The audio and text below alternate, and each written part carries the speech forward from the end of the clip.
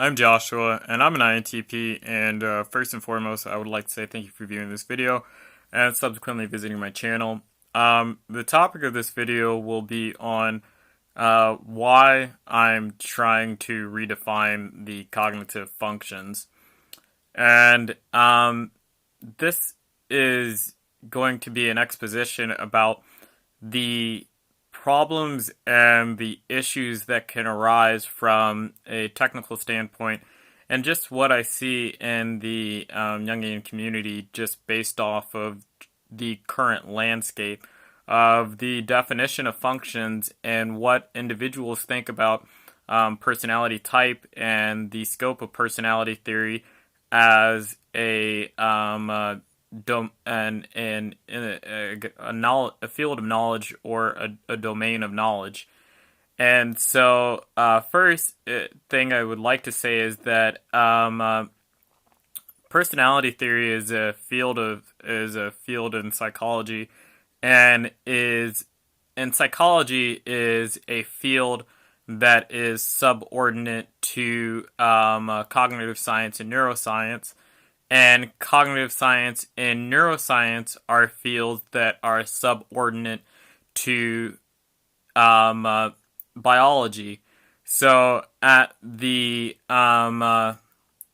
seat and center of all discussion and thought should be a biological understanding of an organism, and just how personality theory emerges from this understanding. Because if you want something that's I think logically sound, then you have to build it from the best principles of understanding, which you can derive from what we know and understand to be the most accurate empirical models which stand to bear in the 21st century. And so, with that said, it's the case that the reason I also think that this is necessary is because it's also what helps one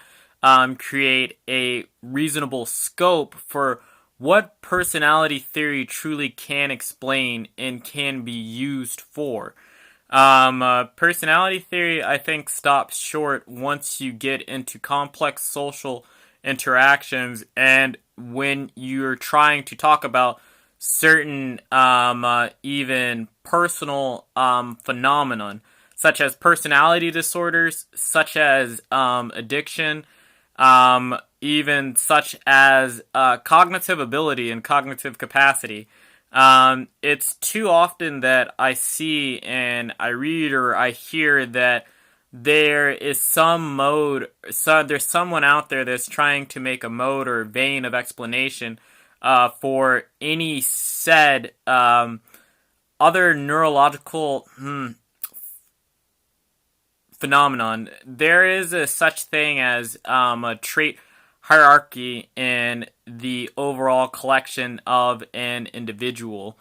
And what I mean is that you're an organism and you're also an individual. Why I say you're an organism or an animal is because you have to understand that nature is not going to leave everything to your volition, nor is it going to leave all of the makeup of you for something for the environment to act on. Even there is a great deal of the human genome that is open to other operational factors, meaning it can be acted on by the environment. About 99% or 98% of the human genome is like that, meaning it's susceptible to selection pressures. Only about 2%, maybe 2 or even 3% of it generously at most is there for building the structure of proteins and whatnot.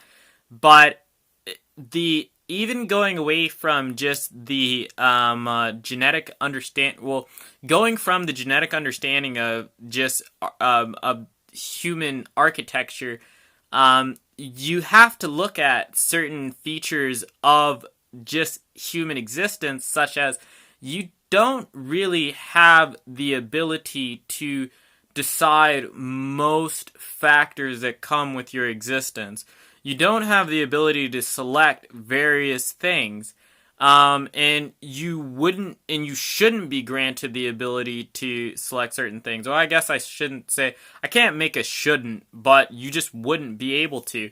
Not without some sort of genetic engineering, and there are more features like that, about a human being than there are not. And certainly personality disorders are things of that variety. It's not everything that falls under the DSM is like that, but various personality disorders like schizophrenia, bipolar mood disorder, the whole host of other ones have very observable genetic correlates to them, and we know that there are not many other ways of explaining it. You can't explain it purely genetically, but there are not other ways of explaining its etiology or its genealogy but through a genetic vantage point, because it's something that's so rare and local to certain communities and individuals, and it is something that is obviously hereditary or heritable. Both bipolar mood disorder and schizophrenia is like that. There are other factors and features that are like that. Height is one of them. IQ, even if it's not something that people like to hear, is something like that. It's just the case that there are parameters that are set on your mode of being that really are very general. How tall somebody is, how much general cognitive ability somebody has, how what sort of personality disorders they might have. There are certain effects like that. Now, when you're trying to sort out all of the things that can be superimposed on an individual's temperamental variance, it's not clear that any one of them that all of them line up neatly in one category, and that you could make a nice tier of categories of all superordinate traits. I don't really know how many superordinate traits there are or what they are entirely, but I know things such as your gender, your sexual orientation, your IQ, your height, your race, ethnicity. There's nothing like that you can control for, and you cannot manipulate them without a great deal of investment in terms of energy and resources. I mean, even to change one's gender has a lot of physiological operations that have to happen, and a lot of hormonal therapy, and it is not easy. I mean, it's really not. And similar with many other factors and features. Now, why these things are so rigid and also simultaneously sensitive, meaning that, take IQ for example, it's very difficult to increase it, but if you if you have a child suffer from lead poisoning or retard their socialization as a youth, you retard their IQ, and you can retard it significantly from factors like abuse and it's in malnourishment, and it's not clear why that's the case, but that is the case, and these things will determine more about the overall outcome in predicting certain factors that temperamental factors and variances can't predict whatsoever. You couldn't select for somebody out you couldn't ask a question, select for some factor out in a given population, and see that it shows for this thing or that thing. And the reason I say that is just from numerous papers and studies I've read, and also that you should be able to just reason that if you met I suppose through local experience that you can meet people that are tall and not very aggressive. You can meet people that are very intelligent and not very competitive. You can meet people that are highly intelligent and highly competitive. You can meet people that are fairly agreeable and gay. You can meet people that are not so agreeable and gay. You can take any one of these traits, say they're tall, they're female, they're intelligent, they're gay, and they're creative or they're not creative or whatever, and slap them all together, and you could see this collection of you could see this individual in reality, in society, and in any society, or most if not all societies at some point in time.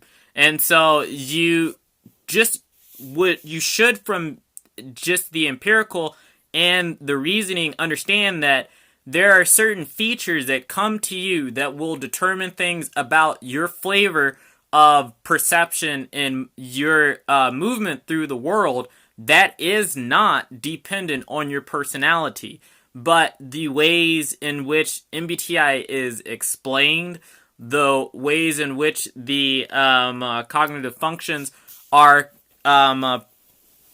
presented in presentation, and also in terms of their construct, because Jung was looking for an overarching explanation for all neurological or psychic phenomenon is what Jung was interested in, but Jung just did not know at that point in time that a lot of psychic phenomenon comes down to physiological factors, and we had no idea about the connection between various constructs of psychology and the overall landscape of human biology, which we're coming to have greater and greater understanding of the two things. For any one thing you would think is completely neurological, you can find, or psychological, you can find some sort of physiological correlate for it. Your brain is a part of your body, and it is just as much it's an organ, and you are just as much well, that's why I say you're an organism, and it's kind of surprising to some, if not many. And so it's with that, I know that in of itself, the fact that we try to take what is personality theory and stretch it outside of the scope of what it could or it couldn't explain for it is problematic. For example, sex and type. You really would not be able to explain sexual behavior with typology. I mean, I've seen people try to do it, and it's very ludicrous. You honestly wouldn't be able to do that. You'd be able to do it better with certain factors of temperamental variances, like you can find that people who are higher in trait openness and people who are higher in trait conscientiousness have their predilections and dispositions to sexual interest. But funnily enough, you can also find it's the case that your sexual predilections or tastes or interests are very much colored by your initial sexual experiences as an individual, and certain environmental factors and things that you really wouldn't believe, because human beings are more plastic than one would consider. And that's also a thing that personality theory doesn't give, at least Jungian typology doesn't give way in attention to, because Jung was a Darwinian thinker, and he was more interested in the architecture that underpinned all of human thought and motivation, or the impetus for libido and ego and all various other aspects of the psyche. But he was not really... There wasn't any reason for Jung to know that human nature is so plastic till it's not even funny, to some degree, or at least that's one aspect of our nature. It's the case that we have our instincts and we have our nature, but a part of that nature is to be very plastic. I mean, because you don't really know what environment you're going to wind up in. I mean, you don't really know what language you're going to be speaking as a child, and you don't really know what tools and practices and rules that your culture has decided is salient to your survival and existence. So you have to be pretty dang malleable to those sort of influences. And so your personality, not something that's going to be able to tell you, that's not something that's going to be able to tell a lot about an individual's, I guess, orient to the world. Not how they would like to break up the world in terms of meaningful categories. That's something you would look at personality for. But even then, it's only at a certain tier and level, because it's the case that you, being the organism you are just going to be interested in certain things that are human games. So, they wouldn't let Rudolph the reindeer join in reindeer games. Well, human beings have their human being games. And, there's a reason why we kind of like that story, because it's more archetypal than we might realize, given the fact that the holiday season is rolling around. Because there are just certain kind of predilections, tastes, and interests that you have as the little creature that you are in the world. And those things they're a set of those things that are higher and in greater salience and importance than just the ones that come with your temperamental variances. But it's also the case that and that's just one factor, which I think that's just one facet or factor that I don't really see many people talking about nor understanding. Then there is also too the problem of the cognitive functions as singular units. Part of the reason why I don't like the name cognitive function is because function is a mathematical term, and a function is a mathematical object, and a very specific kind of mathematical object, and especially something that has a one-to-one correspondence for every input and output. Well, that's a certain type of function, and you don't necessarily have to have that strict of a relationship, but just know for any input you can't have one output being assigned to multiple inputs. That's not a function. And the issue with the human brain is well, that ain't how the brain works, because it's the case that any one bloody freaking output can be ascribed to multiple inputs, and it's the case that, well, the reason is why it starts to break down in terms of if you just take it somewhat seriously is because the human perception and the ways in which you go from viewing a stimulus out in the environment to deciding how you're going to act on it, and then exactly what that's going to make you feel and be motivated to do, that's a rather complicated mess of sequences of things that, bloody hell, man, it's just, it's really complicated. So Jung wouldn't have been able to know in the first place. I don't think, at least. Even given his genius, I don't think. And it's the case that, the fact of the matter is, to me, is that cognition in terms... You have the terms, you have the terminology, you have the practice to explain for what's going on in the individual in any given time and instance and space, given their meeting with some stimuli in the environment, whether that's a predator or whether that's a person, because ideally you would think, or at least logically you would think, if an INTP had to kill something, or an INFP had to kill something, or an ESFP or ESFJ or whoever you want to, whatever acronym you want to slap there, they would do it different than the other. They would do it different than the other type. But what are you really differentiating there in terms of the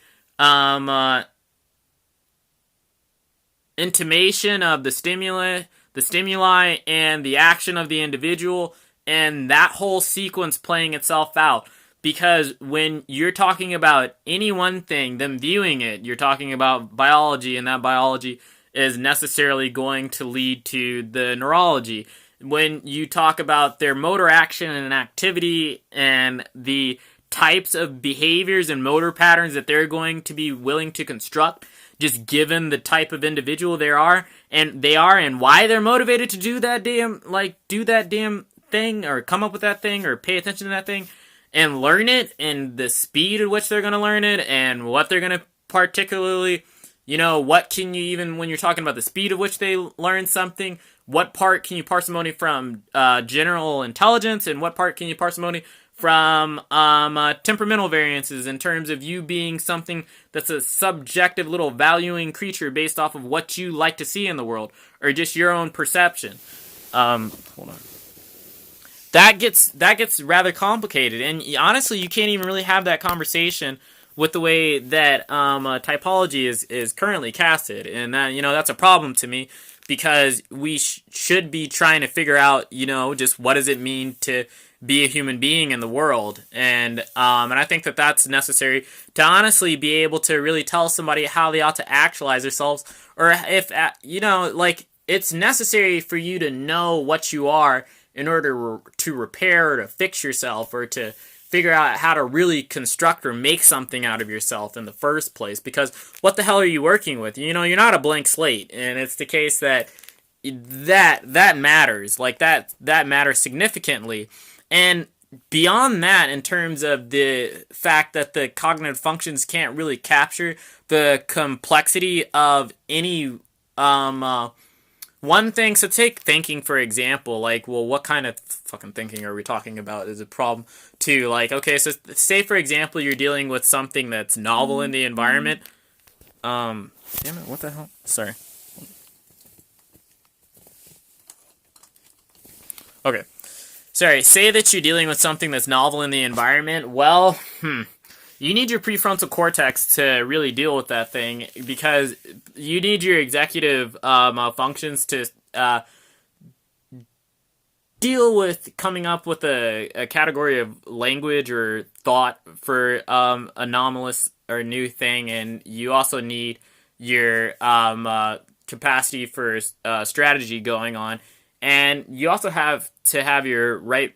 You just need a lot of things in play in order to deal with novelty.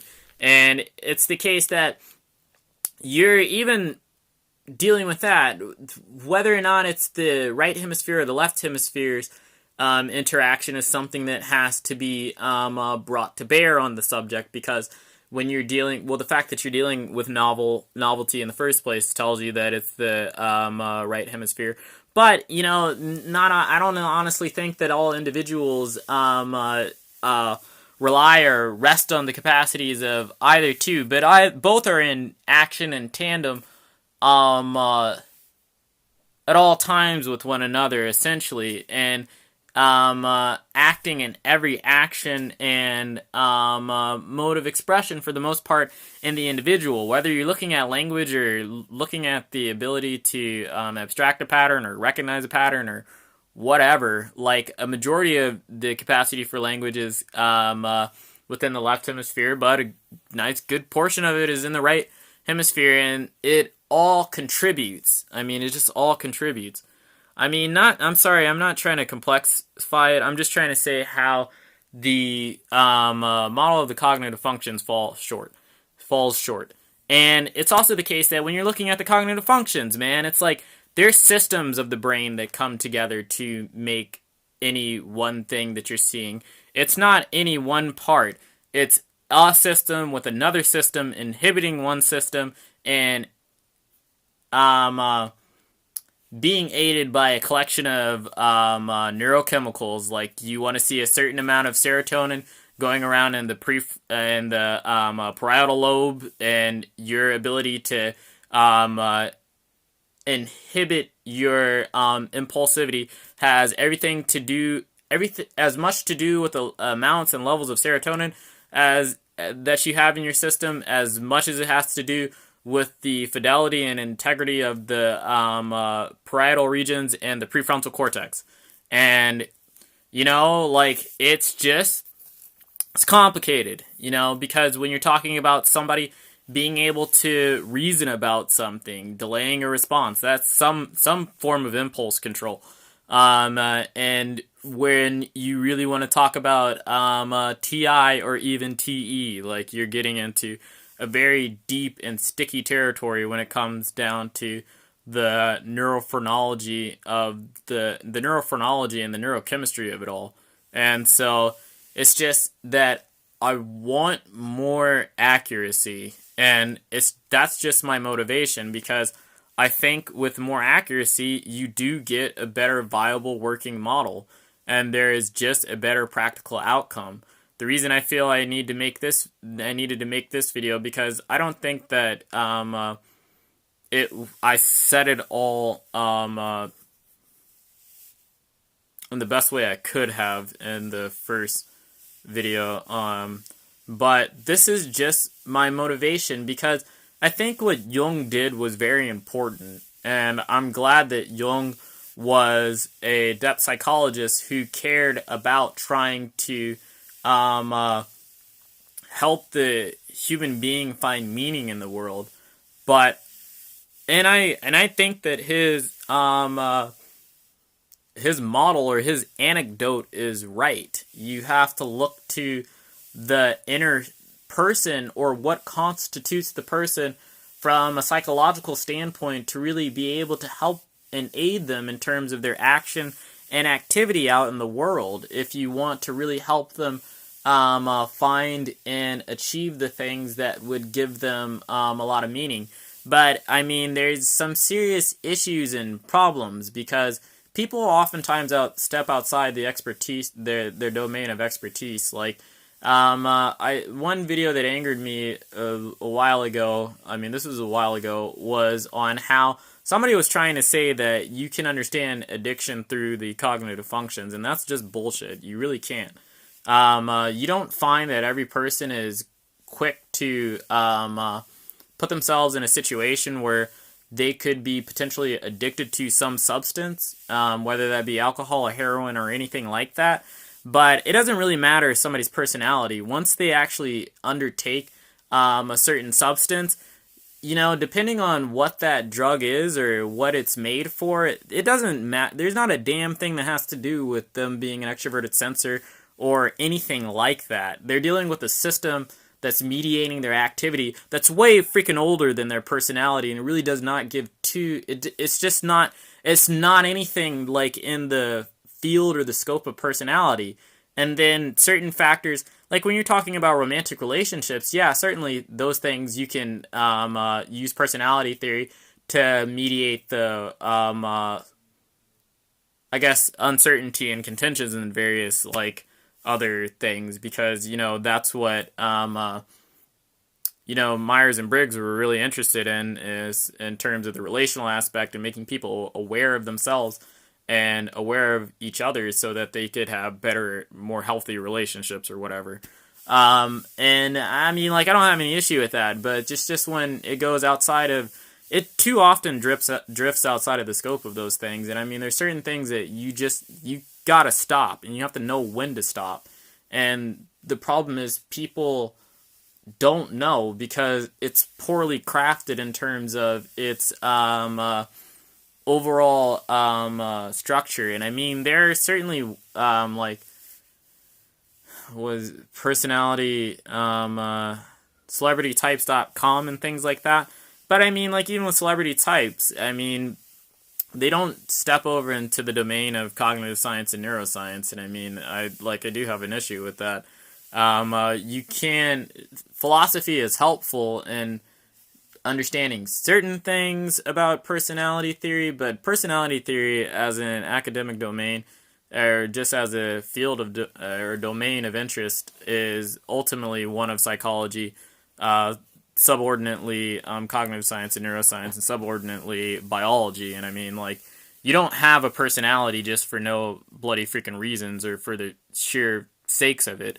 I mean, there is an evolutionary reason for why personality exists, just like there is any reason for any bloody other feature when you're talking about an organism. And I mean, that should be understood and respected to a certain degree, because I mean, it's practically, many people find it useful. I mean, I think many people find personality theory as it's casted useful or interesting or fun or something like that. I mean, it's a nice little party game, I guess, to have everybody take a personality test and figure out, what personality are you or whatever, whatever, whatever.